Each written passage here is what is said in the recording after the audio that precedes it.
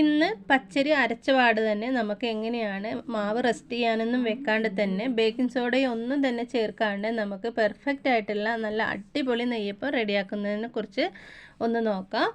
Video എല്ലാവരും ഒന്ന് കണ്ടു നോക്കുക. ഇത് നമ്മൾ അരച്ചപാട് ചുട്ടെടുത്തിട്ടുള്ള നെയ്യപ്പമാണ്. അപ്പോൾ അതിന് വേണ്ടിയിട്ട് നമ്മൾ ആദ്യം തന്നെ പച്ചരി ഒരു 2 മണിക്കൂർ കുതിർത്താനായിട്ട് വെക്കുക. കഴുകിയതിന് ശേഷം ഇനി മിക്സിയുടെ ജാറിലേക്ക് ഇട്ട് കൊടുക്കുക. എന്നിട്ട് ശർക്കരപ്പാവ് അരിച്ച് മാറ്റി വെക്കുക. ഉരുക്കിയതിന് ശേഷം നന്നായിട്ട് തണുത്തതിന് ശേഷം വേണം നമ്മൾ മിക്സിയുടെ ജാറിലേക്ക് ഒഴിച്ചു കൊടുക്കാനായിട്ട്. എന്നിട്ട് ഇതുപോലെ നല്ലതുപോലെ ഫൈനായിട്ട് അരച്ചെടുക്കുക, തരിയൊന്നും കൂടാണ്ട്. ഇനി ഇതിലേക്ക് ചേർത്ത് കൊടുക്കുന്നത് 2 ടേബിൾ സ്പൂൺ ഗോതമ്പ് പൊടിയാണ്. ഈ ഗോതമ്പ് പൊടി ചേർത്തിട്ട് നമ്മൾ നെയ്യപ്പം ഉണ്ടാക്കി എടുത്തിട്ടുണ്ടെങ്കിൽ നല്ല സോഫ്റ്റ് ആയിരിക്കും നെയ്യപ്പത്തിന്. അപ്പോൾ അത് ഇതിലേക്ക് ഇട്ട് കൊടുത്തിട്ട് നല്ലതുപോലെ ഒന്ന് മിക്സ് ആക്കുക. എന്നിട്ട് ഭയങ്കര കട്ടിയാണെന്ന് തോന്നുകയാണെങ്കിൽ കുറച്ചും കൂടി ശർക്കരപ്പാനി ചേർത്ത് കൊടുക്കുക. എന്നിട്ട് വീണ്ടും നന്നായിട്ട് അരച്ചിട്ട് ഒരു ബൗളിലേക്ക് മാറ്റുക. ബാക്കിയുള്ളതും ഇതുപോലെ നമുക്കൊന്ന് അരച്ചെടുക്കുക. ഇത് നമ്മൾ റെസ്റ്റ് ചെയ്യാനൊന്നും വെക്കുന്നില്ല, ഇതിൽ സോഡപ്പൊടി ഒന്നും തന്നെ ചേർക്കുന്നില്ല. ഒരു നുള്ളു പിഞ്ച് ഉപ്പ് ഇട്ട് കൊടുത്തിട്ട് ഒന്ന് മിക്സ് ആക്കാം, മധുരം ഒന്ന് ബാലൻസ് ചെയ്യാൻ വേണ്ടിയിട്ടാണ്. ഇനി ഞാനിതിലേക്ക് തേങ്ങാക്കൊത്ത് ഇതിലേക്ക് ഇട്ട് കൊടുക്കുന്നുണ്ട്. ഒരു 1/4 ടീസ്പൂണ് ചെറിയ ജീരകവും ഒരു പിഞ്ച് ഏലക്കാപ്പൊടിയും പിന്നെ കുറച്ച് എള്ളും കൂടി ചേർത്ത് കൊടുക്കുന്നുണ്ട്. കറുത്ത എള്ളാണ്. എന്നിട്ട് നല്ലതുപോലെ ഒന്ന് മിക്സ് ചെയ്യാം നമുക്ക്.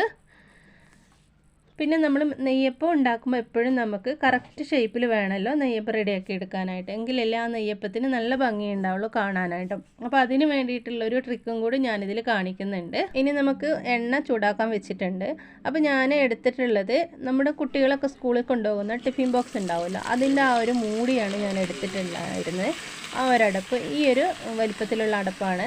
അപ്പോൾ ഇതിലേക്ക് മാവ് ഒഴിച്ച് കൊടുത്തിട്ട് ഇതുപോലെ നമ്മൾ എണ്ണയിലേക്ക് ചുറ്റിച്ച് കൊടുത്തിട്ടുണ്ടെങ്കിൽ നല്ല റൗണ്ട് ഷേപ്പിലായിട്ട് നമുക്ക് നെയ്യപ്പം കിട്ടും. അപ്പോൾ നല്ല കാണാനായിട്ട് നല്ല ഭംഗിയുണ്ടാവും.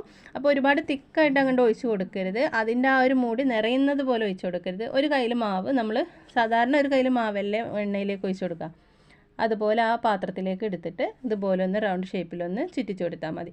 അപ്പോൾ ഇതിവിടെ റെഡി ആയിട്ടുണ്ട്. നന്നായിട്ട് പൊങ്ങി വന്നിട്ടുണ്ട് കേട്ടോ നെയ്യപ്പം. ഗോതമ്പ് പൊടി ചേർത്തത് കാരണം നല്ല സോഫ്റ്റ് ആയിട്ടുണ്ടാവും നെയ്യപ്പം. നമ്മൾ സോഡപ്പൊടി ഒന്നും ചേർക്കാതെ തന്നെയാണ് റെഡിയാക്കി എടുത്തിട്ടുള്ളത്. അതുപോലെ തന്നെ ബാക്കി മാവും നമുക്കിതുപോലെ ചെയ്തെടുക്കാം. ഈ ഒരു പാത്രത്തിലേക്ക് മാവ് ഒഴിച്ചിട്ട് എണ്ണയിലേക്ക് ഇതുപോലെ ചുറ്റിച്ച് കൊടുത്താൽ മതി. അപ്പോൾ നിങ്ങൾ ഈ രീതിയിലൊന്ന് ട്രൈ ചെയ്ത് നോക്കുക. അപ്പോൾ നമ്മുടെ നെയ്യപ്പം ഇവിടെ റെഡി ആയിട്ടുണ്ട് ഏകദേശം. അപ്പോൾ ഇന്നലെ മെഹ്റാജ് ആയതുകൊണ്ട് ഇന്നലെ ഉണ്ടാക്കിയിട്ടുണ്ടായിരുന്നു. ഞങ്ങളുടെ മുസ്ലിം അറബ് മാസത്തിലെ ആ ഒരു പ്രത്യേക വിശേഷപ്പെട്ട ദിവസമായിരുന്നു ഇന്ന് ഞങ്ങൾക്ക് നോമ്പാണ് കേട്ടോ. അപ്പോൾ ഇതൊക്കെയാണ്